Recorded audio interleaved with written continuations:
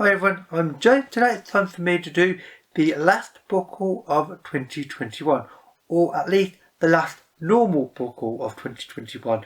Next week there will be a rather special edition book haul, which I'm looking forward to seeing what people think of it. But enough about that, I'll get started to this book haul. There are 16 books in this, brought over the last 4 or 5 months roughly, and I'm very glad to do this book haul because it means finally I can add all of these books to my shelf. I tend to wait until I've got a lot of new books in one big go, and then do the book hauls, and then I can add them all in one big mass rearranging of shelves, which is frankly the most efficient way of doing it. And without further ado, I'll get straight on talking about the books. And I'll start off with some yellow books. Oh yes, it wouldn't be a book haul for me, and people would probably ask me if there weren't any masterworks, of which there is. And that is The Day of the Triffids by John Wyndham. Now, I've been wanting to read something by Wyndham for years. Recently, Rachel did a review of this book, known as FinalBlowJoe. I'll link a channel in the description box below. She basically reminded me that this existed. I kind of forgot that about Wyndham completely, and then she did the review, and I thought, oh yes, of course, Wyndham is in the Masterworks, and I kind of like the Masterworks, as you may know. And this is one of the hardback Masterworks as well, which are a lot rarer, and indeed they've virtually stopped doing them now, I believe. The idea of The Day of the Triffids is that this is a version of Earth where there are large plants called Triffids. They are considered by humans to be these sort of almost totally mindless like domestic beasts, essentially, beasts of burden, and we use them to in the fields and for farming and really basic crude methods.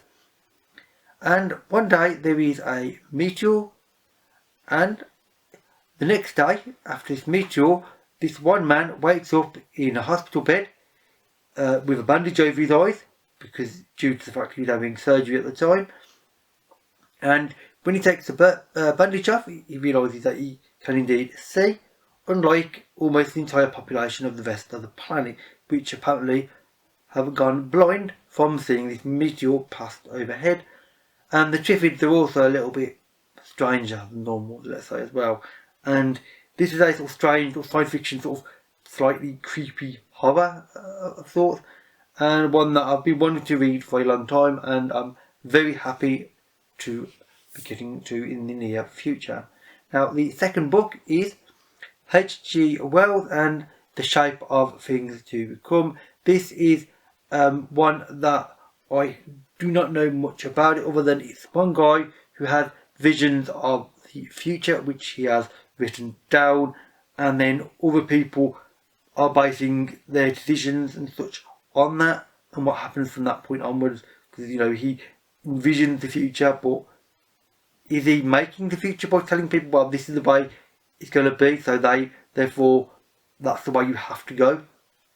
So I'm not sure how this book works exactly, but I'm curious to find out, because the idea of sort of prophecy, and it's almost like a reverse time travel in a sense, is a curious one which I'm very eager to get to, and I'm quite happy to read Wells, which is the next book as well, because that is The Island of Dr Monroe.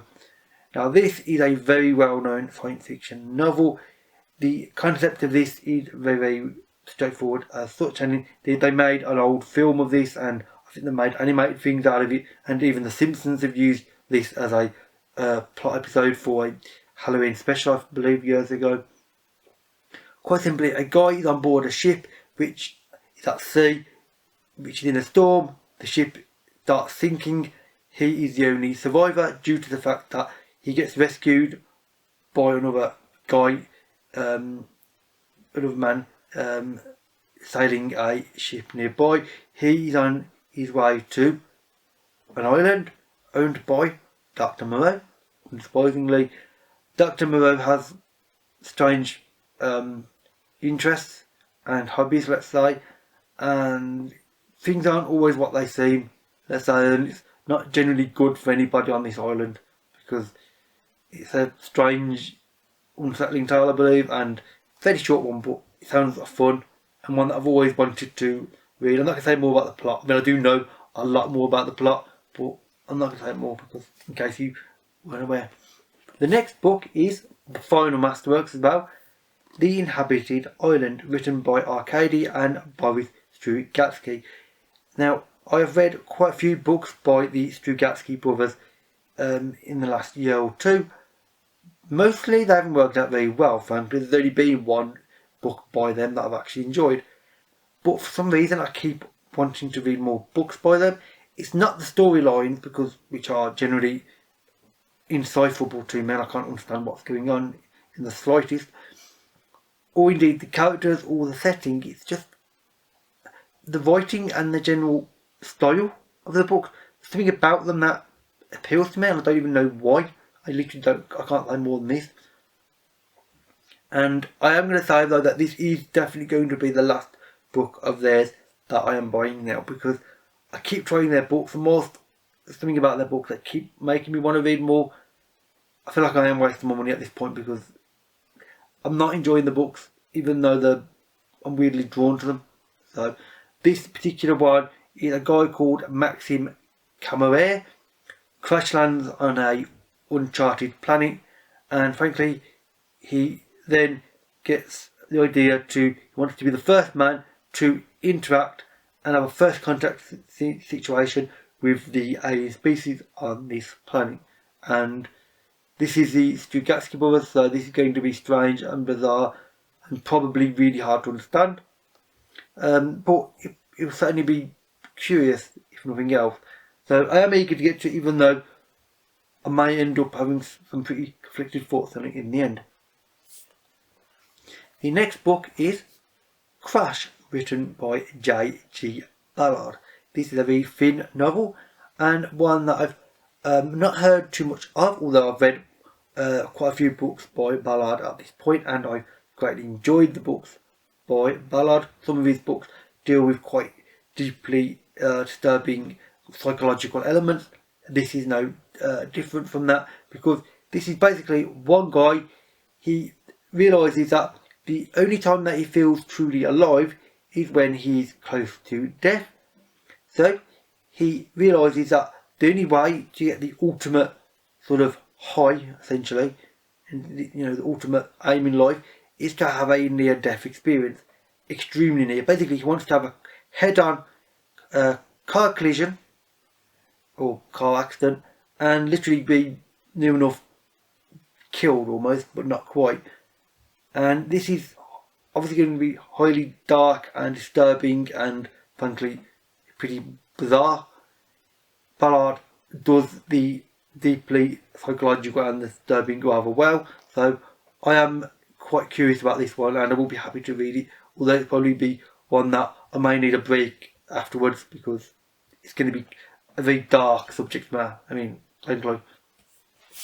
next book is one that I've been wanting to also read more by the author for a while, is Stanislaw Lem, Highcastle. This, however, is not a fiction. It is actually non-fiction, and essentially it's a sort of memoir of his childhood when he was a small boy in Lwow, pre-war Poland, prior to World War II, which he did indeed live through and survive. So this is going to be a very interesting sort of story of him. What was his childhood like? What was his influences? I know he loved reading as a child, and I don't know much else about it, but this should be a very interesting little non-fiction read, and one that I'm really looking forward to reading, because Lem is an author that I've come to really love in the last couple of years. I tried a few some years ago, but liked them then, and then in the last 2 years I've read quite a bit more by him, and I really appreciate his writing. And this is in one of the new edition lines, by the way, by University of Massachusetts Press, in case you're curious. Bringing out a few of these translated obviously from the original Polish in new translations as well. The next book is William Gibson and Agency. This is one of the ugliest books I've bought for, well, I would say years. Actually, this may be one of the ugliest books I've ever shown in a book haul, because look at it, it's hideous. It's just a big, horrible A. not my thing at all, and I hate the cover. However, I do, like the author, William Gibson, obviously well known for Neuromancer, which basically most people consider the sort of original and first of the cyberpunk novels, which sort of created the subgenre. This is one that I don't know really little about. It's in San Francisco, 2017. Alternative history. There's technology. There's a character called Verity, who is known as the App Whisperer. She's been hired by a shadowy corporation for unknown reasons, at least not ones that are apparent. And there is also something to do with a future timeline where they are worried that if something goes wrong in the past, they won't exist. But she's also concerned that when these things start overlapping, that the future might affect the present and there won't be a future for them. So it's a very curious and probably convoluted plot, which will probably be quite interesting. And overall, I really have enjoyed everything I've read by Gibson in the past. So despite the horrible cover, this will be a nice read. I did try to find an actual nice cover, but in the UK, it kind of isn't any, sadly. The next book is The Book of Dragons, edited by Jonathan Strahan. Now, I originally was made aware of this book by a friend of mine, Kelsey, known as the Fancy Hat Lady, reads on BookTube. I'll link her channel in the description box below, of course. She talked about this and she enjoyed this book. I believe earlier this year in 2021. It could have been last year, but I think it was this year.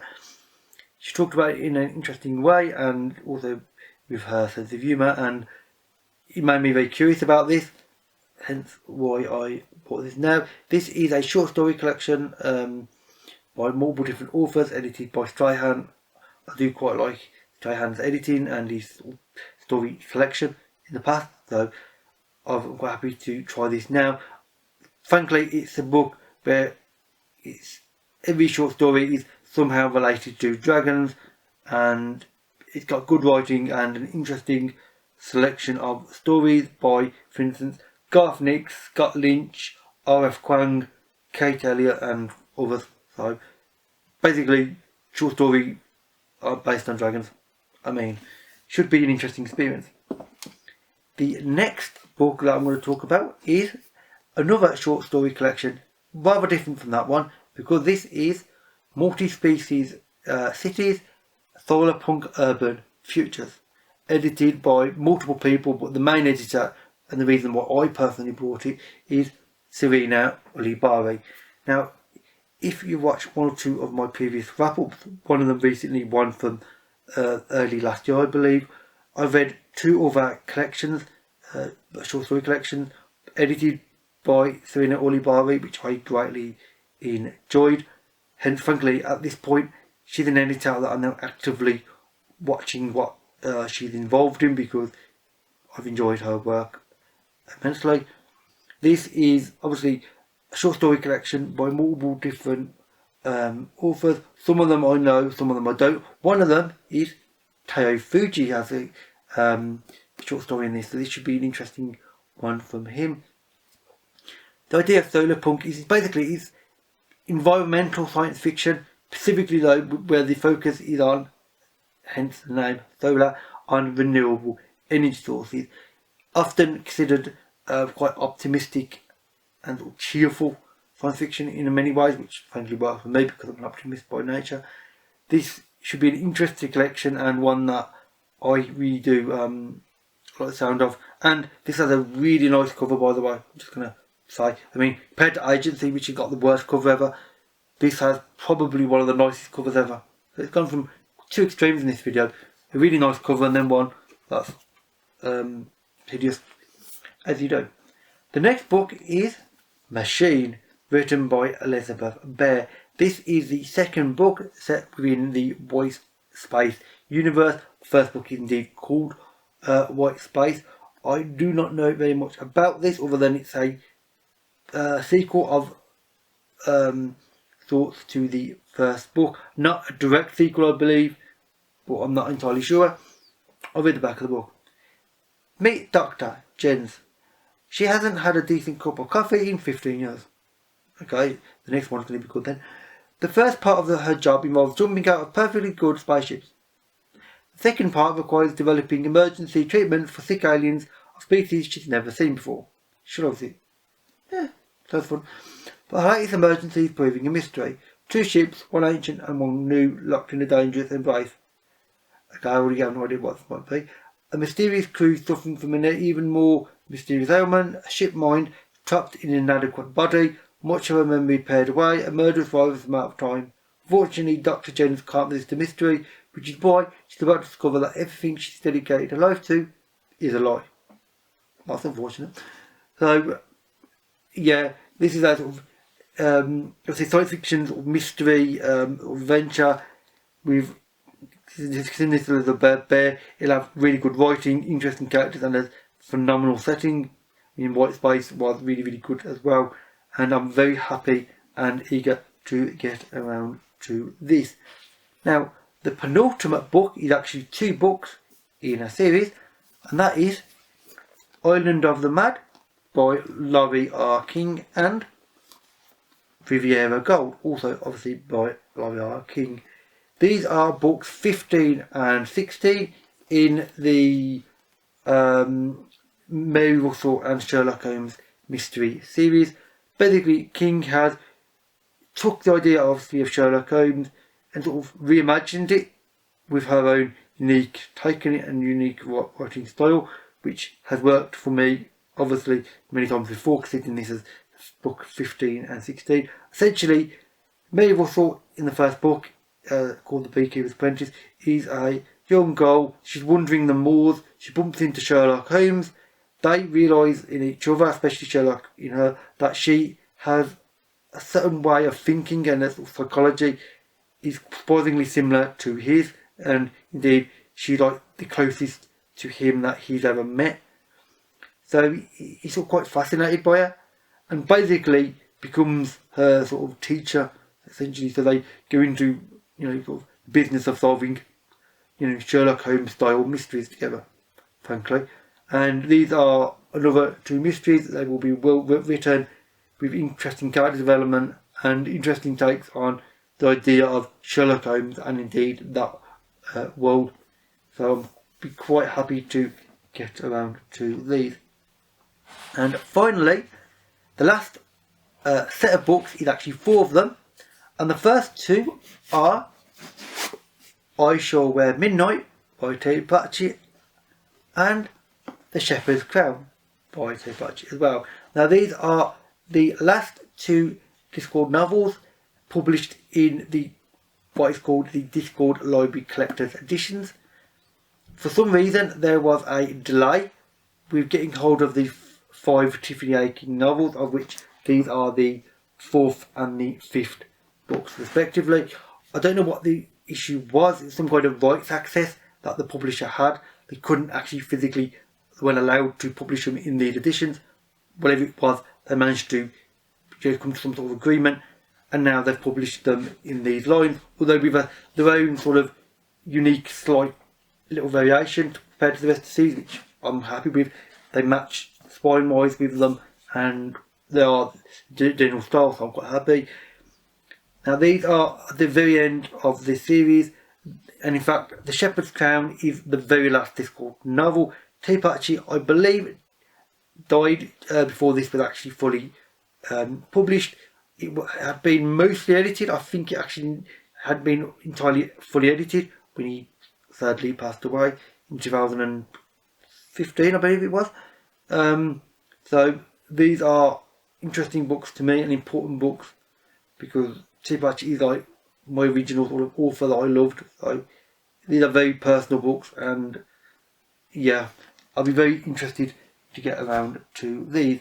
And finally, the last 2 books are a little bit strange. I mean, this is Pratchett, so his book can be a bit strange and a bit mad, but these, even by them standards, are more so, because the first of them is called The World of Poo. Yes, this is basically a book based on the idea that in one of the City Watch novels, which I haven't yet read, although I do know vaguely of it, this book exists in that book. it's a book that a character called Samuel Vimes is reading to his small son, and this is that book, and it's strange and bizarre, and it's just like an offshoot. Basically, if you don't like Pratchett and the Discworld, and you don't already have some serious knowledge about this world, this won't be of interest to you. I think this is very much a Discworld fans book, which I blatantly am because I own everything else by Pratchett frankly at this point. So this should be an interesting one.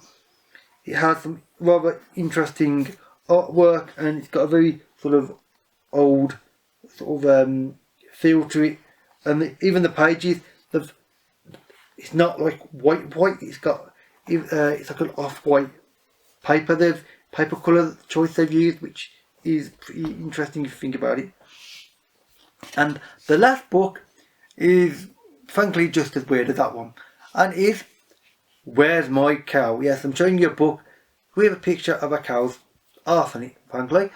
You know, interesting way to end the last book of the year, as the case may be. Now, the World the Poo was strange. This is equally strange, and for similar reasons really. This is meant to be based on the book that the same character, Samuel Vimes, is reading his son in a different novel, I believe. And this is basically that novel. This is a lot more visual though than the previous one. I mean, this is literally like a children's storybook. The artwork is amazing in it.